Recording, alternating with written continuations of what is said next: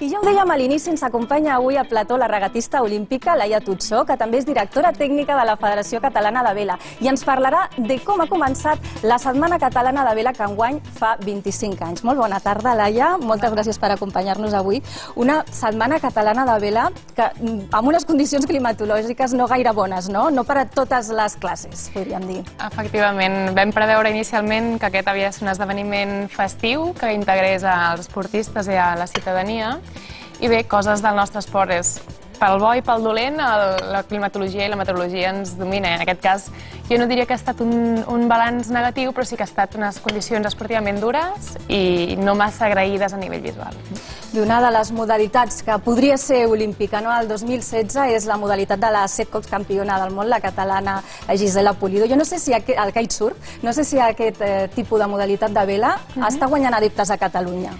Sí, la veritat és que hi ha esports que tenen una màgia especial, no? I el kitesurf, igual que el windsurf, és una disciplina que tradicionalment el món de la vela l'ha deixat una mica apartat perquè interpretàvem que no era estrictament la vela tradicional de les veles blanques i triangulars, però el que ens estem adonant precisament és que és una modalitat que té màgia, que capta molta gent, que hi ha gent que ho fa i ho fa molt bé, com és el cas de la Gisela, i que és una disciplina esportiva tremendament exigent i interessant. A la gent que no està acostumada ni a practicar vela ni tampoc a veure-la en directe, què li diries perquè s'animés a practicar qualsevol de les modalitats o millor, preguntar-te quina modalitat per començar és la millor? Efectivament. Bé, nosaltres som partidaris de que la vela és un esport que s'ha de provar.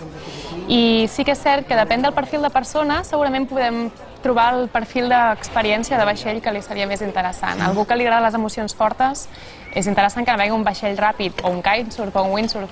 Algú que li agrada un tipus de navegació més tranquil·la i més poètica hauria de navegar amb creuer, amb un altre perfil d'esdeveniment.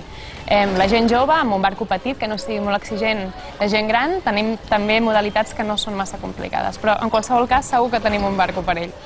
És un bon esport, per exemple, perquè els nens comencin a iniciar-se o és una mica perillós? No sé com s'interpreta l'esport infantil dins de la vela.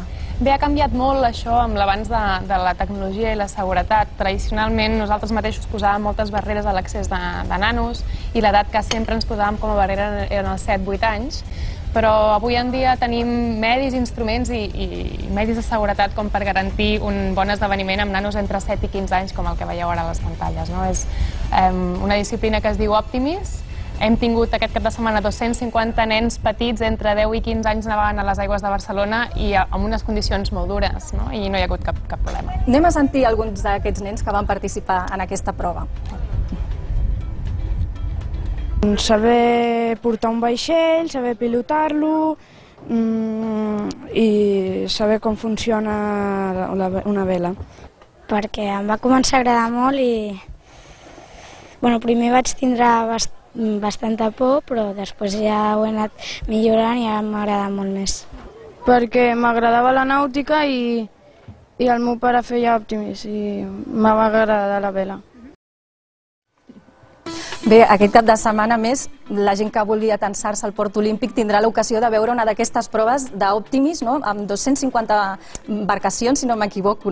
Serà espectacular, no, Laia? Efectivament, amb l'ànim d'acostar una miqueta aquest esport que tradicionalment ha estat una miqueta separat de les persones, hem organitzat una travessa infantil, que el format és totalment diferent, és un format en què sortim des del Port Olímpic i entrem dins el Portal de la Pau, que és un dels llocs eminents de la ciutat i on passa moltíssima gent, moltíssims ciutadans, i veurem 250 nens que donen la volta i tornen cap a fora, cap al Port Olímpic. I el diumenge tenim la Copa Catalana de Vela Escolar, que és una miqueta la final esportiva de tota l'activitat de vela en el marc de les escoles catalanes. També la vela, vosaltres heu posat en marxa la competició amb vela adaptada per persones amb discapacitat. Efectivament, l'esport de la vela és un esport per natura integrador. Dones, homes, grans, petits, és un esport que iguala les persones en un medi que abans es considerava que era hostil i ara és un medi natural, que és el mar.